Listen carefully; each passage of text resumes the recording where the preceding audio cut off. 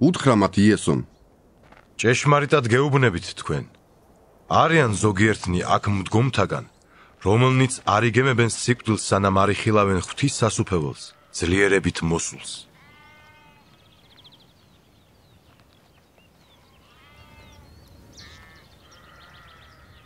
ექვსი დღის შემდეგ წაიყვანა იესომ პეტრე, იაკობი და იოანე. აიყვანა მაღალ მთაზე მარტო ისინი და ფერი იცვალა მათ წინაშე.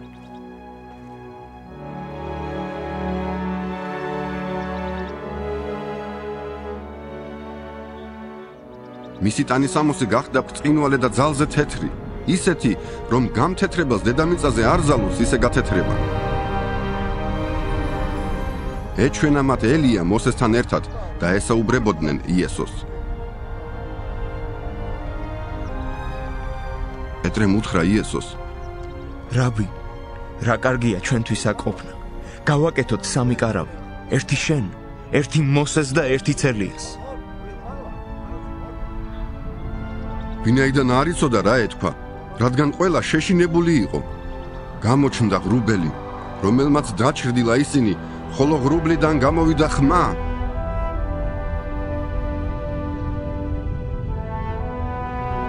ეს არის ჩემი საყვარელი ძე, უსმინეთ მას. უეცრად მიმოიხედეს, მაგრამ ირგვლივ ვერავინ დაინახეს გარდა იესოსი. როდესაც მთიდან ძირს ჩამოდიოდნენ, გააფრთხილა არავისთვის ეთქვათ რაც იხილეს, ვიდრე კაცის ძემ მკვდრეთით აღდგებოდნენ. ეს სიტყვა გულში ჩაიდეს და ერთმანეთს ეკითხებოდნენ, რას ნიშნავს მკვდრეთით აღდგომა?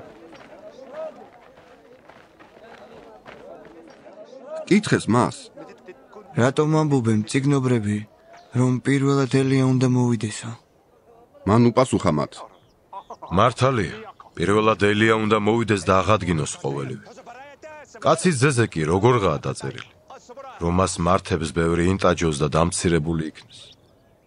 მაგრამ თქვენ გეუბნებით, რომ ელია მოვიდა და მას ისე მოექცნენ, როგორც უნდოდათ და როგორც დაწერილია მასზე.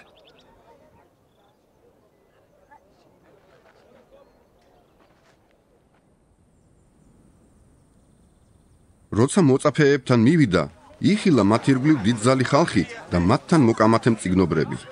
მაშინვე შენიშნა მთელმა ხალხმა და გაუკვირდა. მორბოდნენ მასთან და ესალმებოდნენ.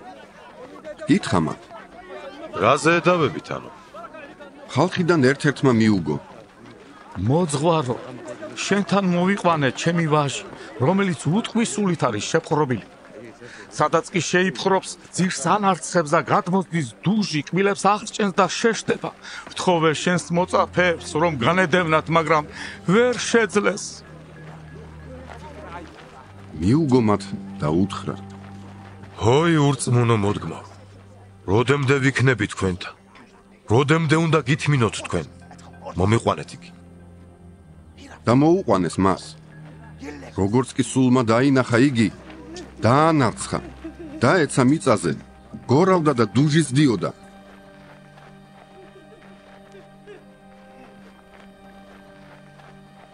კითხა მის მამას: რამდენი ხანია რაც ეს დაემართა?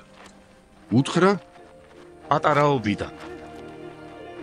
ბევრჯერ ჩაუგდია ცეცხლსა და წყალში, რათა დაეღუმა. თუ კი რამე შეგიძლია, შეგვიბრალე და გვიშველე. ხოლო იესომ უთხრა: თუ კი რამე შეგიძლიაო, მორწმუნისათვის ყველაფერი შესაძლებელია. ბავშვის მამამ იმ წამსვე შეძახა ცრელ მორეულმა: მწამს, უშველე ჩემს ურწმუნოებას. როგორც კი დაინახა იესომ, რომ ხალხი მორბის, შერისხა არაწმიდა სული და უთხრა: უტყბო და ყრუსულო, გიბრძანებ, გადი მაგისგან და აღარ შეხვიდე მასში. დაიყვირა, შეანჯღრია იგი ძალუმად და გავიდა. ის კი დარივით გახდა, ისე რომ ბევრი ამბობდა კიდეც მოკვდაო. იესომ მოკიდა ხელი, წამოაყენა და ისიც ფეხზე დადგა.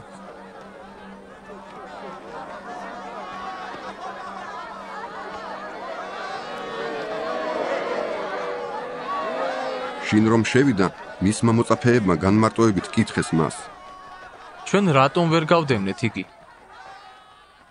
უთხრა მათ: ეს მოდგმა სხვანაირად ვერ გამოვა, თუ არა ლოცვითა და მარხვით.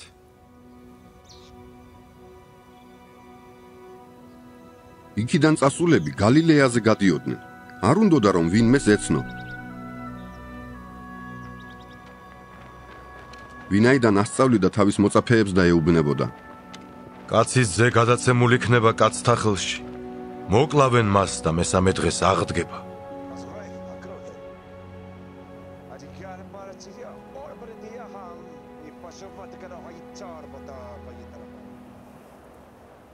მათ ვერ გაიგეს ეს სიტყვები, მაგრამ კითხვასაც ვერ უბედავდნენ.